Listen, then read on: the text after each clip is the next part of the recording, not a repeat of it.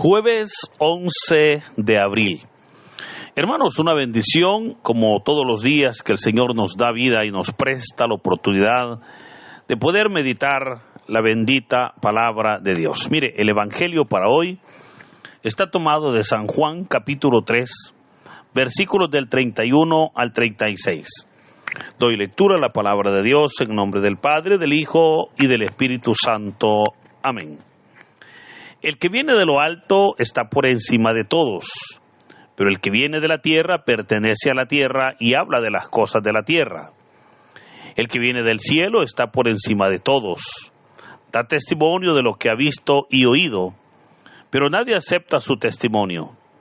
El que acepta su testimonio certifica que Dios es veraz. Aquel a quien Dios envió habla las palabras de Dios, porque Dios le ha concedido sin remedio, sin medida su espíritu. El Padre ama a su Hijo y todo lo ha puesto en sus manos. El que cree en el Hijo tiene vida eterna, pero el que es rebelde al Hijo no verá la vida, porque la cólera divina perdura en contra de él. Hermanos, esta es palabra del Señor. Gloria y honor a ti, Señor Jesús. Continuamos con la lectura del capítulo 3 de San Juan, capítulo que hemos estado leyendo en los últimos días, y hoy corresponde la parte final de este capítulo. Lo que hoy hemos leído son palabras del Señor Jesús, que en realidad forman parte del diálogo que el Señor Jesús tuvo con Nicodemo, ¿verdad? Donde Nicodemo pues le visita, y es ahí donde se establece ese diálogo que se convierte prácticamente en una enseñanza para nosotros. Ahora, recordemos que la idea que tiene este diálogo es que era necesario que Nicodemo entendiera las cosas de la tierra para luego entender las cosas del cielo. Y con esto el Señor pues estaba hablando de su procedencia. Hoy el texto continúa y el versículo 31, que es donde hoy hemos iniciado la lectura, comienza diciendo: el que viene de lo alto está por encima de todos, pero el que viene de la tierra pertenece a la tierra y habla de las cosas de la tierra. Puedo recordarle que el Evangelio de Juan utiliza en varias ocasiones la frase el que viene. De hecho, Juan el Bautista lo usó diciendo el que viene detrás de mí, ¿verdad? Luego va a ser Juan el que va a enviar a sus discípulos a preguntarle si era él el que tenía que venir o hay que esperar a otro.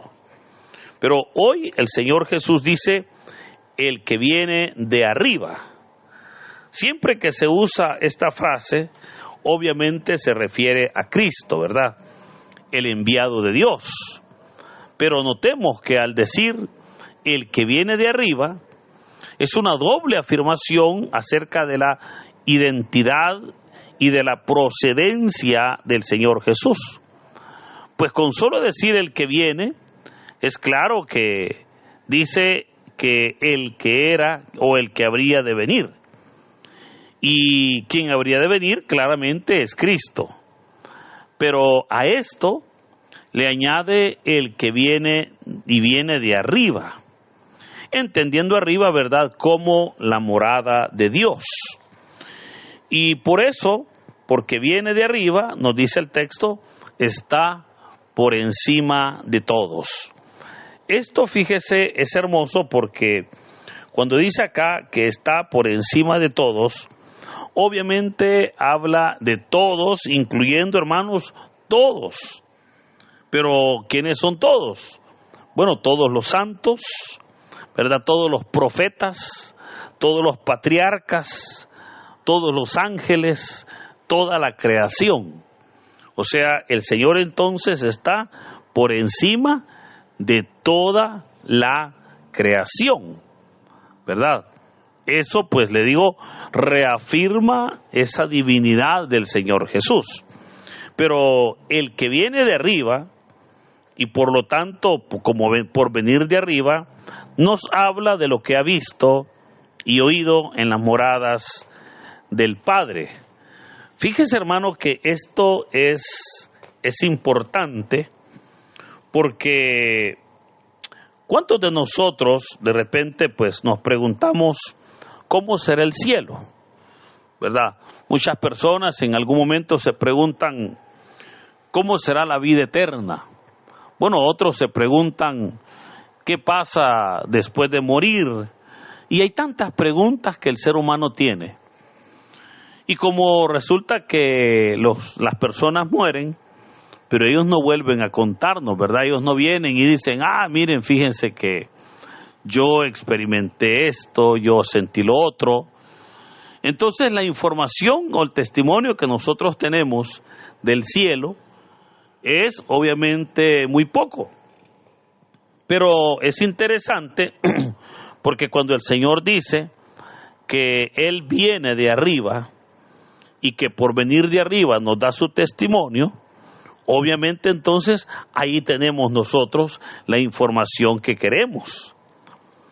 El problema es que su testimonio, como dice el Evangelio, no todos lo reciben y no todos lo creen. Por eso es que nosotros debemos de aceptar y creer su testimonio. O sea, aquí es donde hoy podemos preguntarnos si en verdad hemos nosotros creído, ¿verdad? Porque el Señor da testimonio de lo que ha visto y ha oído. ¿A dónde? En el cielo. ¿A dónde? Junto al Padre. Y el Señor lo que viene es, obviamente, a mostrarnos, a presentarnos la misericordia del Padre. Por esa razón, hermanos, es que recordemos, la misión del Señor Jesús fue mostrarnos al Padre y sus obras. Pero el Señor lo hizo. O sea, Él comenzó a mostrar al Padre. Él mostró al Padre en su misericordia. Él mostró a un Padre de amor. El problema es que las personas no le creyeron, ¿verdad? No le creyeron, y por eso dice el texto, nadie acepta su testimonio. No quisieron escucharlo. Mas, sin embargo, el que acepta su testimonio certifica que Dios es veraz. Y hermano, aquí es donde también nosotros podemos ahora reflexionar que así como le pasó al Señor Jesús hace 2000 años, como Él presentó su testimonio de lo que Él había visto y oído en la presencia del Padre, y aunque eran testimonios sorprendentes y hermosos, aquel pueblo no le creyó. Mire, así sigue siendo hoy en día. Yo siempre he creído que la mejor forma de evangelizar, obviamente, es con nuestro propio testimonio, ¿verdad? Cuando usted anuncia la obra que Dios ha hecho, pero especialmente que la ha hecho en usted, que la ha realizado en usted. Y cuando usted puede dar testimonio, ¿verdad? Cuando usted dice, miren, yo pues lamentablemente tuve una etapa de mi vida difícil, y usted comienza a dar su testimonio, que es lo normal en muchas personas. Pero conocí al Señor, el Señor tuvo misericordia, me llamó a su ministerio, me llamó a esto, etcétera.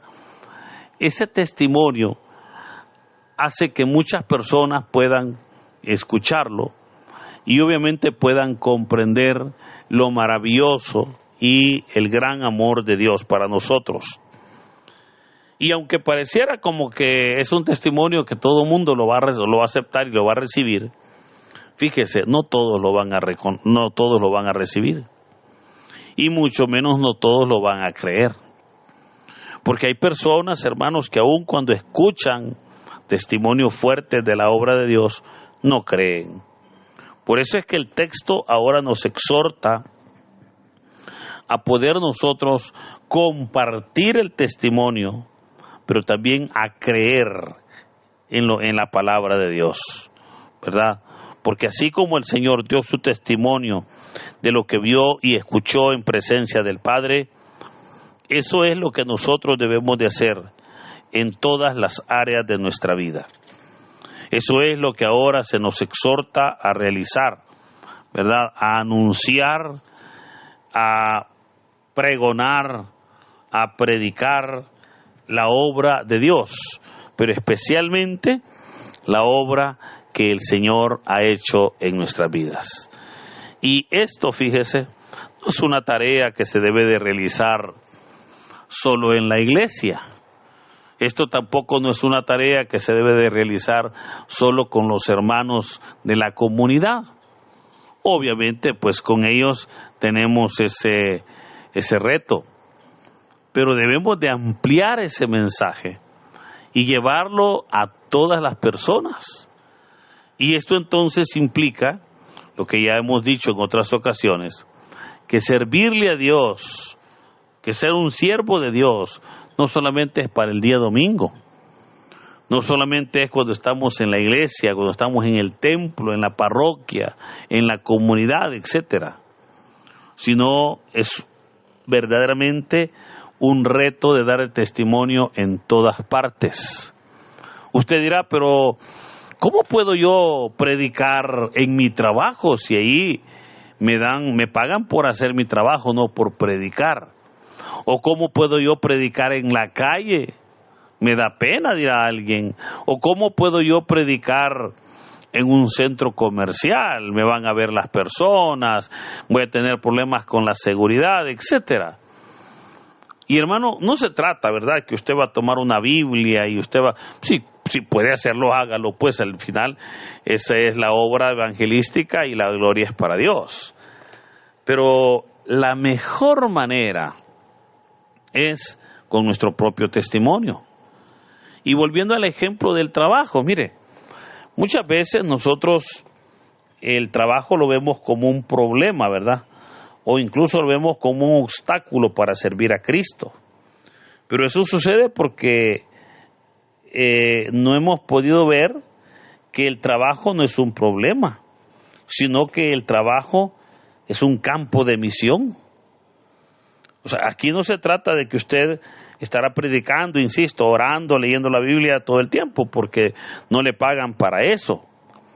Se trata que ahí usted haga las cosas bien y con su vida y con su propia vida usted pueda dar testimonio de lo que usted cree, de lo que usted escucha, de lo que usted vive como miembro de la iglesia. Recuerdo en cierta ocasión cuando una persona me decía que ella estaba a punto de renunciar de su trabajo porque en su trabajo solo tenía compañeros incrédulos.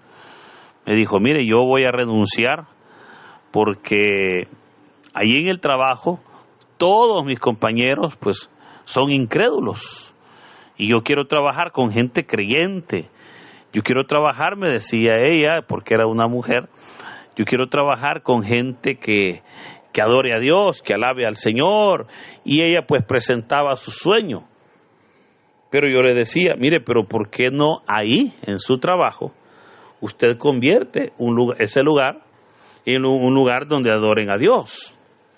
¿Y cómo? Me decía, si esas personas son incrédulas.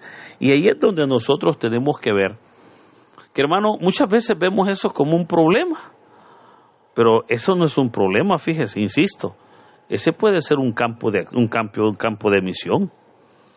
Ese puede ser un lugar donde usted ahora comience a predicar, donde usted sea luz, porque vea, ser luz donde hay unos grandes reflectores de luz, eso no cuesta y no es tan necesario, pero ser luz en la oscuridad cuesta y es bien necesario. Por esa razón es que la palabra de Dios verdaderamente nos manda a que nosotros podamos dar este testimonio, pero obviamente creer en el Señor. Vea que continúa el texto y dice, aquel a quien Dios le envió habla las palabras de Dios, porque Dios le ha concedido sin medida su espíritu. Así nosotros, hermanos, que conocemos al Señor, hablemos de su palabra con autoridad y con la unción del Espíritu, o sea, con esa presencia, con ese respaldo. Pero luego el Evangelio de hoy termina con una frase muy fuerte y clara, pues nos dice, el que cree en el Hijo tiene vida eterna, pero el que es rebelde al Hijo no recibe vida eterna. Así, hermanos, hoy puedo decirle entonces que nos es necesario creer en Cristo, reconocer que verdaderamente, como dice el apóstol Pablo en la carta a los Filipenses capítulo 2, siendo Dios, no se aferró a su condición divina, sino que se humilló tomando figura humana.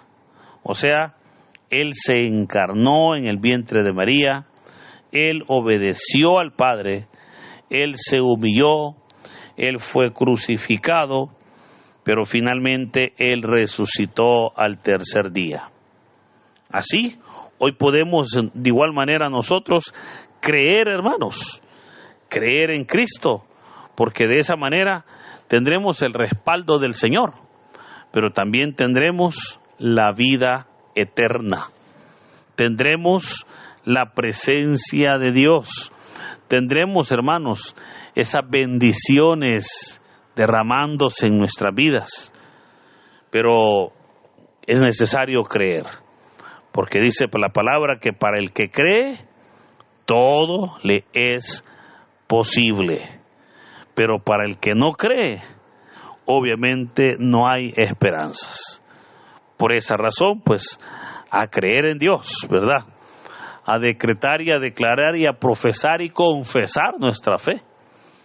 Por sobre todo porque es Cristo el que ha tenido misericordia de llamarnos, es Cristo el que ha tenido misericordia de bendecirnos, de mostrarnos al Padre, para que nosotros hoy, creyendo en su palabra, creyendo en Él, podamos ser despojados de todo pecado, despojados de toda rebeldía, despojados de toda dificultad, pero también bendecidos con la gracia, con la misericordia, con la presencia del Señor.